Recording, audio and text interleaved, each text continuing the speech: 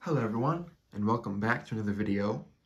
Today we're going to be taking a close look at both of these Joslyn made radial wave street lights. So these radial waves have recently been getting my attention and I really like them, so we're going to go ahead and take a look at them on the channel now.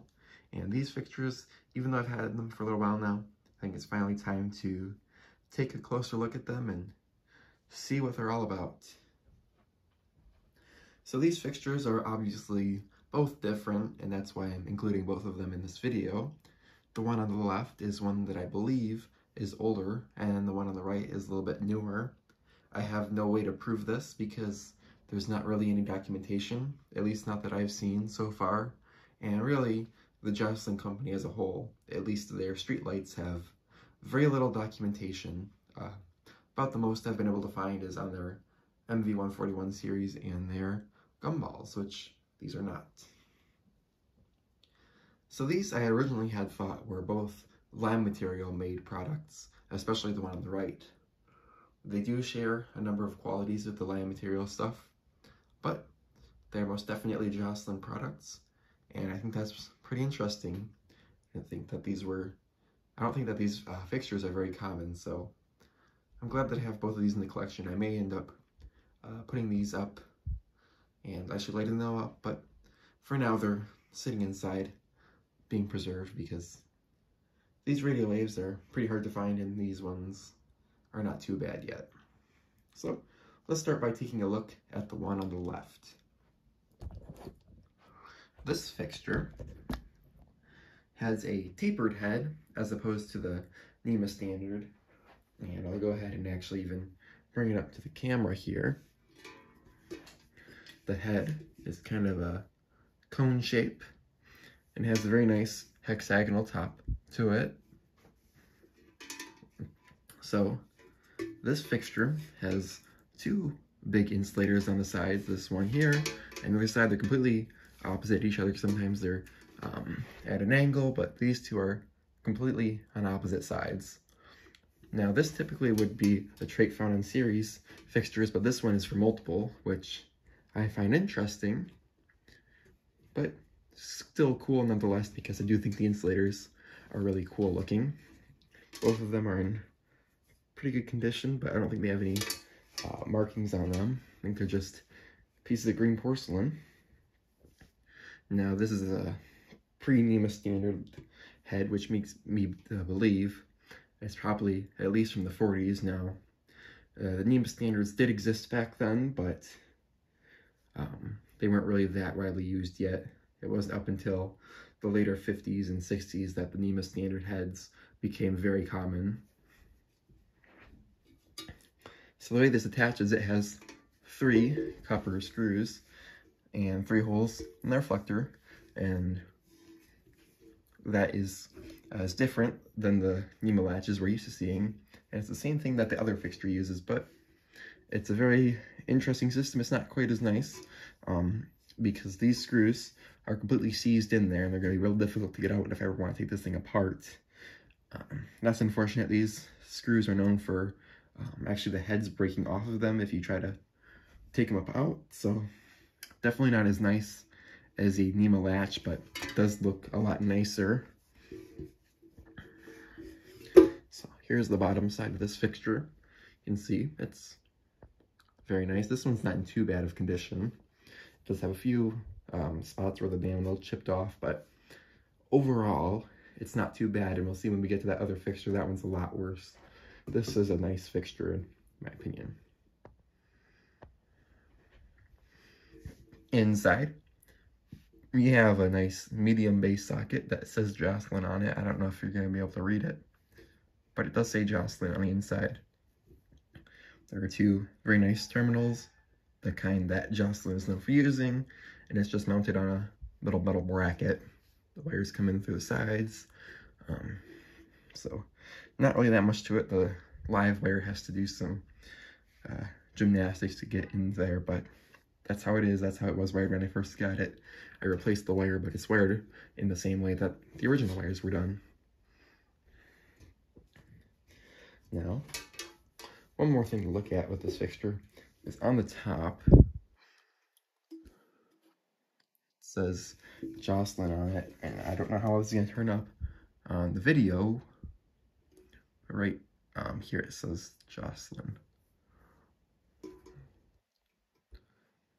Very difficult to see, but there it is. Now, the other fixture, bring it over here. This one has the more typical headset that you're used to seeing on these fixtures. This is much more like a NEMA head. The head style is much larger than the other one, and it's very similar to my Joslyn gumball. So there's that. This one is a span wire mounted fixture. As you can see here, this has the clamp on the top that would connect to a wire. So this is not anything that would be mounted on a post. These are very common up here. Lots of span wire lids everywhere. And I've got a lot of these span wire NEMA heads. And this one just so happens to be a radial wave. So you might be able to tell that this one, the porcelain, is not in quite as nice a shape. It's definitely been worn. And when we look at the bottom, it's seen its fair share of use, and I think a lot of that could probably be wiped off, but it's on there pretty good. Now looking at the fixture here, we have the two green insulators, but we'll notice these two are mounted at about a 90-degree angle of each other, as opposed to the other fixture which had them exactly opposite on opposite sides. So that's kind of interesting.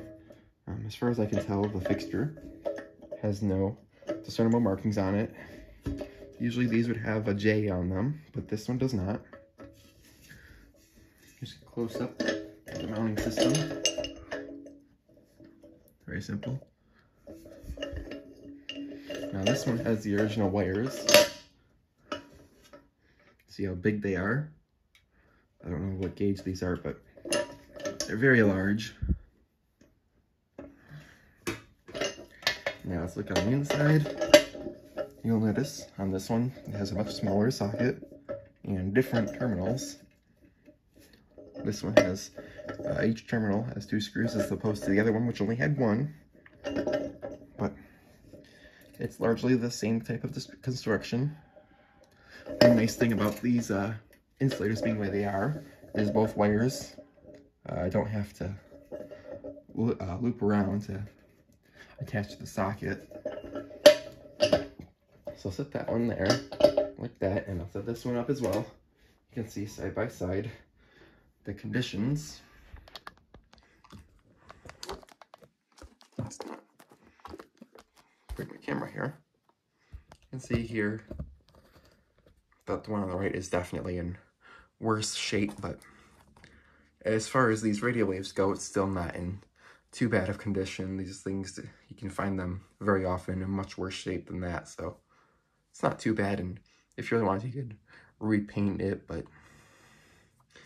it's kind of a process. You have to fill in the holes with the whatever you used, because that's at a different level and you'll always be able to see that. Anyway, so these are the two fixtures. They're very simple. Now, I would typically light these both up, but this one is not wired up and I've not gotten around to it. I don't know if I'm going to anytime soon. However, this fixture is wired up, so we will turn it on. I've got a couple bulbs here, none of which are real streetlight bulbs, but they're interesting. First, I've got a Canadian Philips 75-watt incandescent. This is similar in brightness to the smaller street lighting bulbs. And then we have this, which is a older Sylvania 150-watt incandescent lamp, which is going to be similar in brightness to the large next size up and as far as streetlight bulbs go. And then I've also got a Philips 3-way. This is not really a streetlight bulb in any way, but these bulbs were sometimes used in the fixtures, the older style one with the metal, the single brightness setting, and I think they look pretty cool in there. But I'll go ahead and try it out with this bulb here. Now, one issue with this bulb is it's way too small for this fixture. So what I have here is nice high quality porcelain socket extender, which just screws onto the bulb and then screw that into the socket.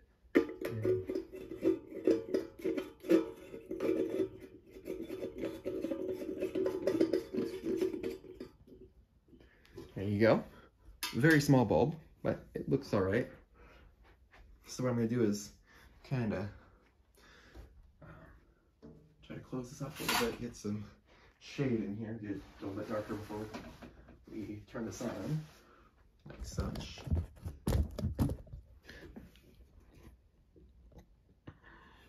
All right, so there's the fixture. I'm gonna go ahead and plug it in. Here we go. In 3, 2, 1. Obviously, being incandescent, it immediately gets up to full brightness. Look at it from the side here. You can see maybe that it is throwing off some good light here.